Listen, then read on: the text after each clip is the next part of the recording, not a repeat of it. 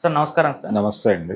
Sir Vallabhaneni వంశీని జైల్లో జగన్మోహన్ రెడ్డి గారు ములాఖత్ కాబోతున్నారు సార్. అంటే వల్లభనేని వంశీ అరెస్ట్ అయిపోయిన తర్వాత జగన్మోహన్ రెడ్డి గారు అంటే అనుకున్నంత స్థాయిలో రియాక్ట్ అవ్వలేదు. ఆయన అరెస్ట్ అయిన రోజు తెల్లారి ఆయన ట్వీట్ చేశారు. ఆ తర్వాత వాళ్ళ సోషల్ మీడియా యాక్టివ్‌గా ఏదో పోస్టులు పెట్టింది. కానీ ఈయన అంత తీవ్రంగా వల్లభనేని అరెస్ట్‌ని అయితే ఖండించలేదన్న విమర్శ అయితే ఆయన మీద ఉంది. ఈ నేపథ్యంలో ఇప్పుడు ఆయన ములాఖత్ కలవడం అంటే పరామర్శ యాత్ర అని ఒకటి పెట్టుకున్నారు కదా ఈయన.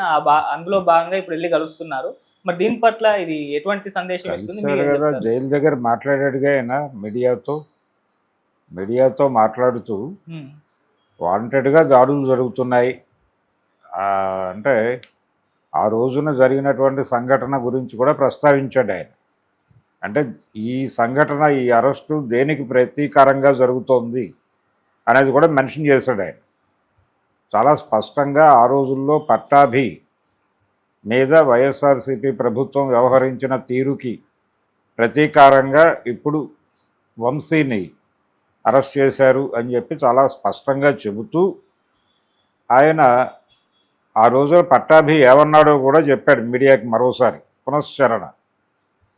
ఆ రోజున పట్టాభి మాట్లాడిన మాటని చెప్పి, ఆ మాట అర్థమేమిటో కూడా చెప్పి, అంటే ఒక రకంగా తెలుగుదేశం పార్టీ చేస్తున్నటువంటి, తెలుగుదేశం పార్టీలోనేమో ఇంటర్నల్గా ఒక ప్రెజర్ ఉంది. మనం అధికారంలోకి వచ్చాం అనే విషయం వాళ్ళకి తెలియాలి. వాళ్ళు మనల్ని ఏ ఇబ్బందులు అయితే పెట్టారో దానికి మనం రియాక్ట్ అవ్వాలి కదా, ఆ రియాక్షన్ కనిపించడం లేదు అని చెప్పి తెలుగుదేశం పార్టీని భుజాన మోస్తున్న మీడియా, అంటే మెయిన్ స్ట్రీమ్ మీడియా, అలాగే సోషల్ మీడియా ప్లాట్ఫామ్స్లో కూడా రకరకాల కామెంట్స్ వినిపించినాయి. సెటైర్లు వేశారు, జోకులు వేశారు, రెచ్చగొట్టే ప్రయత్నాలు చేస్తూ వచ్చారు నిరంతరంగా. ఇప్పటికీ ఆ విమర్శలు నడుస్తున్నాయి. ఇప్పటికీ గన్నవరం ప్రాంతం తెలుగుదేశం నాయకులు చాలామంది మీడియా ముందుకు వచ్చి మాట్లాడుతున్న మాటలు చూస్తే ఇంకా బలమైన కేసులు పెట్టాలి, ఇంకా బలమైనటువంటి అతన్ని ఇప్పట్లో బయటకు రానివ్వకూడదు అన్న టోన్లో మాట్లాడుతున్నారు. అలాగే చాలామంది టార్గెట్ వీళ్ళకి, అంటే నెక్స్ట్ గుడివాడ టార్గెట్టు, తర్వాత రోజా టార్గెట్టు, తర్వాత మచిలీపట్నం ఆయన పేరుని నాని టార్గెట్టు.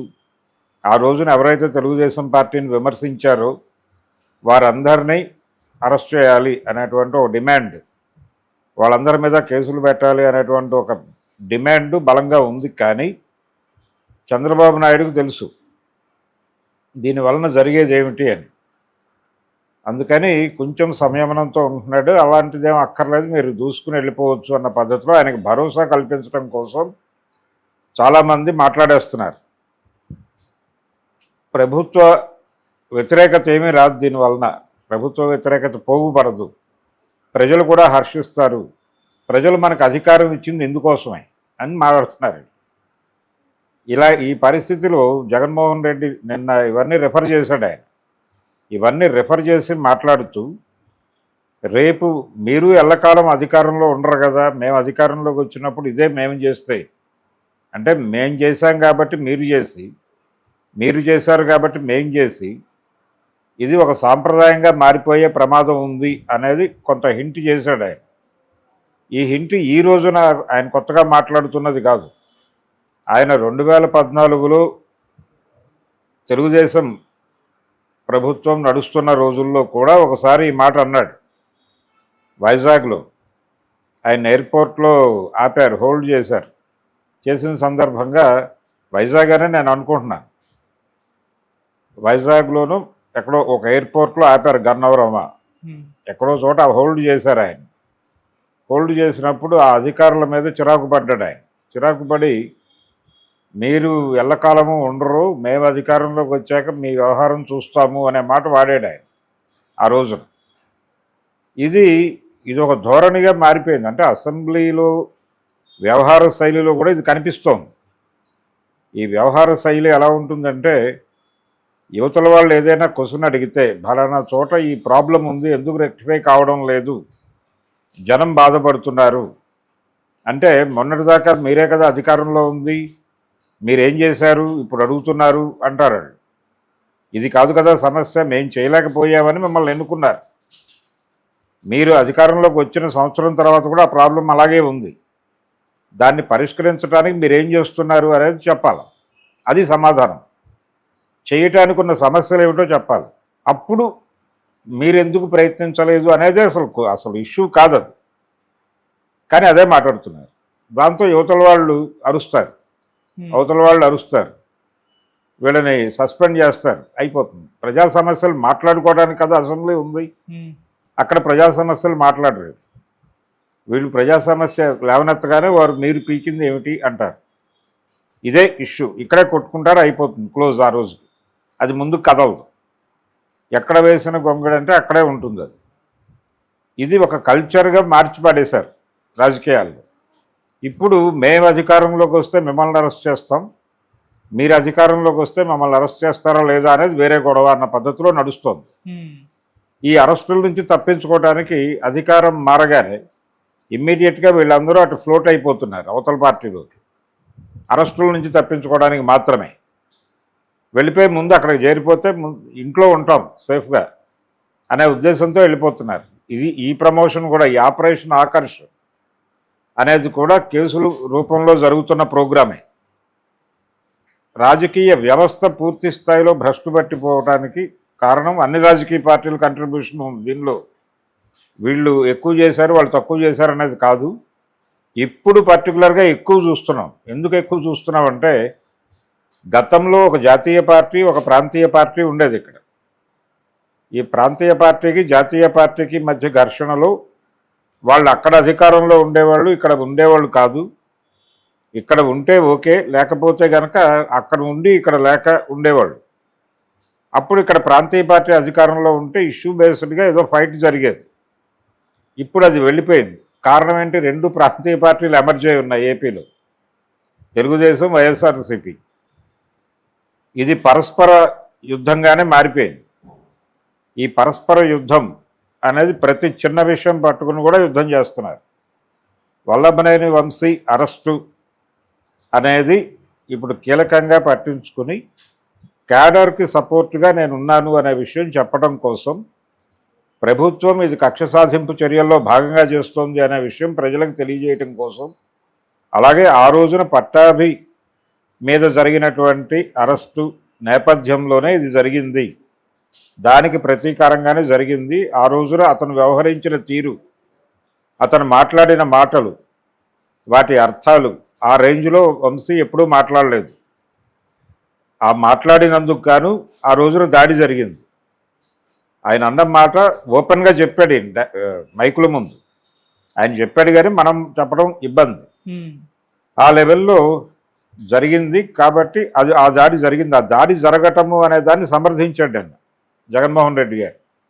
ఆ రోజున గన్నవరం తెలుగుదేశం పార్టీ కార్యాలయం మీద జరిగిన దాడి సమంజసమైన దాడే, దానిలో ఏమాత్రమూ తప్పు లేదు.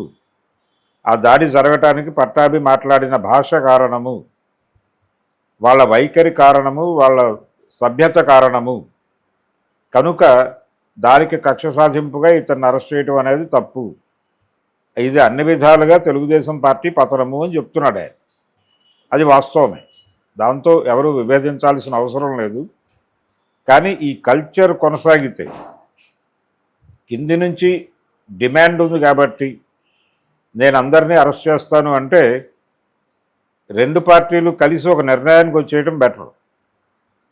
మనం గతంలో కూడా అనుకున్నాం ఇది. అంటే 2 జైళ్ళు నిర్మించాలి. ఇప్పుడు ఉన్నటువంటి జైళ్ళు కాకుండా అమరావతిలోనే 2 జైళ్ళు నిర్మించి, ఒక జైలుకి వైఎస్ఆర్సీపీ పేరు పెట్టి, ఇంకో జైలుకి తెలుగుదేశం జైలు అని పేరు పెట్టేస్తే, వీళ్ళు అధికారంలో ఉన్నప్పుడు వాళ్ళు ఆ జైల్లోకి వెళ్ళిపోతారు. వీళ్ళు నేమ్ ప్లేట్లతో సహా రూమ్స్ పెట్టచ్చు అక్కడ. వీళ్ళు వెళ్ళిపోయి ఆ జైల్లో పడుకుంటారు. వాళ్ళు అధికారంలోకి వస్తే వీళ్ళ జైల్లోకి వెళ్ళిపోయి పడుకుంటారు స్వచ్ఛందముగా. ఇంకా నో ఇష్యూస్. బయట నుంచి ఆంధ్రజ్యోతి పేపర్లో చంద్రబాబు గారు అధికారంలోకి వచ్చి ఇంతకాలం అయింది, వాళ్ళని ఇంకా అరెస్ట్ చేయలేదు ఏంటి అని వ్యాసాలు రాయక్కర్లేదు. మొదటి రోజే అసలు లిస్ట్ కూడా అక్కర్లేదు, టోటల్ వైఎస్ఆర్సీపీ వెళ్ళిపోయి జైల్లో ఉంటుంది. వాళ్ళు గెలిస్తే మీరు కూడా స్వచ్ఛందంగా వెళ్ళిపోయి అందులో ఉండండి. ఈ పరిస్థితి తెచ్చుకుంటున్నారండి. ఇలా రెడిక్యూల్ చేసి జనాలు మాట్లాడుకునే పరిస్థితి కల్పిస్తున్నారు.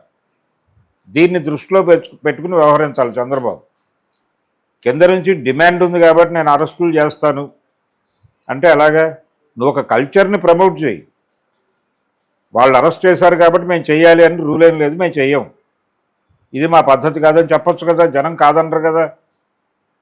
ఆంధ్రజ్యోతిలో రాశారనో లేకపోతే మరో చోట రాశారనో ఎందుకు వచ్చిన గొడవ నీకు అది? అందుకని ఈ ప్రెజర్ మీద యాక్ట్ చేస్తున్నారు. అది కూడా నేను లైటర్ వెన్లోనే పెడుతున్నాను అని చెప్తున్నాడు ఆయన. ఇది ఇక్కడితో ఆగుతుందని అనుకోలేము. ఇది దూకుడుగా కొనసాగచ్చు. దూకుడుగా కొనసాగి ఆల్రెడీ మొదలైంది, ఆట మొదలైందని మాట్లాడుతున్నారు. ఈ ఆట మొదలైంది అని మాట్లాడటం అనేది ఇండికేషన్.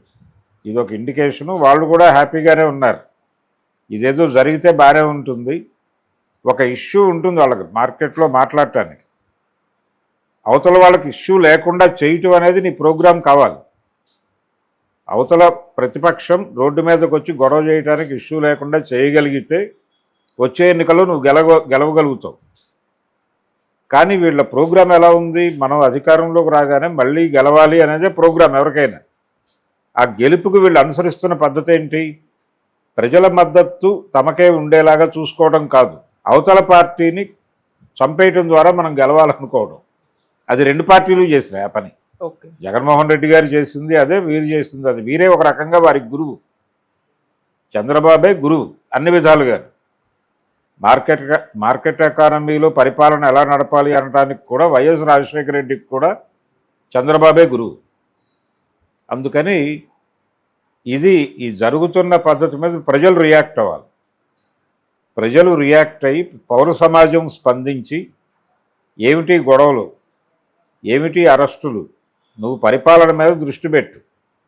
నువ్వు సూపర్ 6 అని హామీలు ఇచ్చావు, అవి అమలు కావడం లేదు. అనేక ఇతర సమస్యలు ఉన్నాయి అక్కడ.